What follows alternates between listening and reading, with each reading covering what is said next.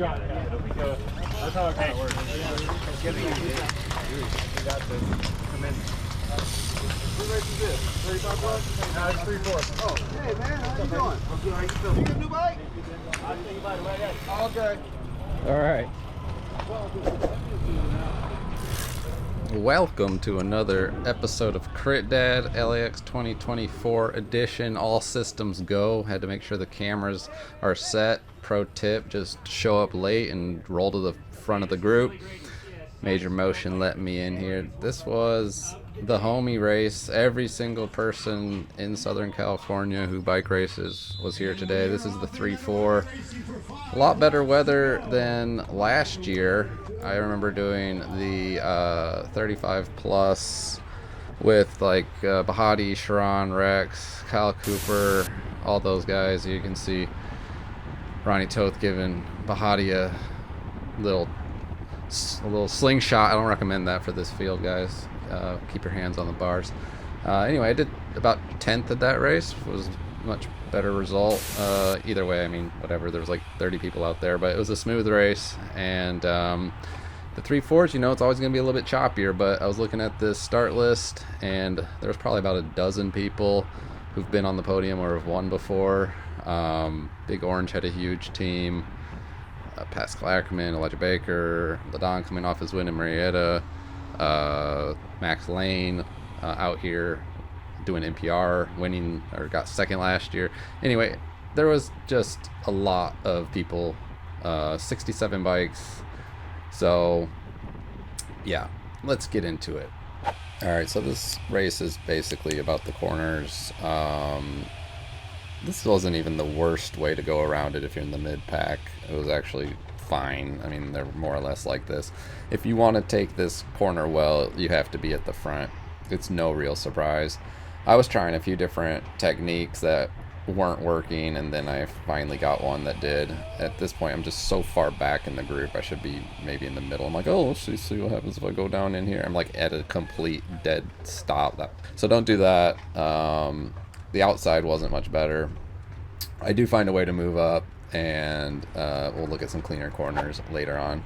Here we are 15 minutes into the race, and I decide, like, you know, I'm just too far back. So I burn a match to get to the front. I see some attacks going, and I want to be a part of it. So I get up here, and I remember talking to Max Lane before the race, and he said he's going to try to keep it hot and go off the front. And I'm like, okay, is this the move?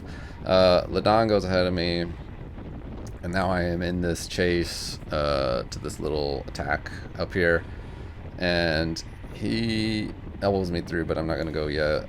Let him keep going. And then once we start slowing down here, I do decide to go on through. But these little counterattacks in the beginning were what it would take for there to be a breakaway. But, you know, hey, here we are, chasing it back, doing the work. So, spoiler alert, no breakaway, got away for the day. There were a few attacks like this, and I'm happy to be part of the people animating it. There goes Max, and so like I said, I was going to follow out his attacks and try to get on his wheel, because I knew he's a strong rider. He rides at NPR. He won second last year. So here goes some more folks countering, or simply just trying to bridge up to this breakaway up here. I continue to just dangle and drag the entire group up here. So, you know, maybe it wasn't the smartest move at the end of the day, but at the end of it all, if you have the fitness to burn a few of these matches and then still have it for the end, then that's bike racing. But we get up here and you see Anthony Freeman was part of this.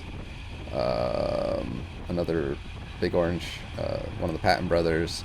So yeah, I mean, that was threatening, and there's still some more to go to catch.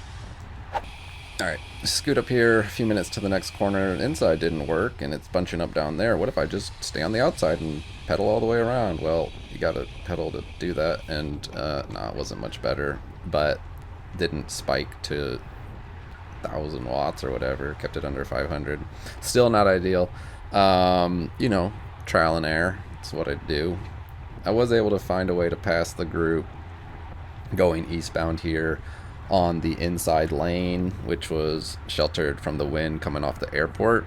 So that was kind of successful for me. And then I finally get up here to the next corner, and as everyone's sort of soft pedaling, now I'm like, okay, I need to get to the front where it's cleaner and come in on the inside. So pretty happy with this move here. And then again, it's a little bit more sheltered on the inside, and don't have to work too hard. So you can see everyone's just kind of getting ready for the corner, and this is where you can move up and find some spaces. So here we go. Hug the curb and power out, but still you're coming to like a complete stop and then accelerating out to 850 watts. So it's not great. So there was finally, I think, one corner where I was able to keep it clean and then kind of sag back into the group. All right, so here we are at lap 4, coming into the hairpin at the end there, and I decide that again I need to be up closer to the front if I want to take this corner well. And I was mostly back here in the back because I'm tired and I did too much work yesterday, and so instead of, you know, just riding cleanly at the front, I was mostly mid-pack most of the race. But here is this is a nice place to be.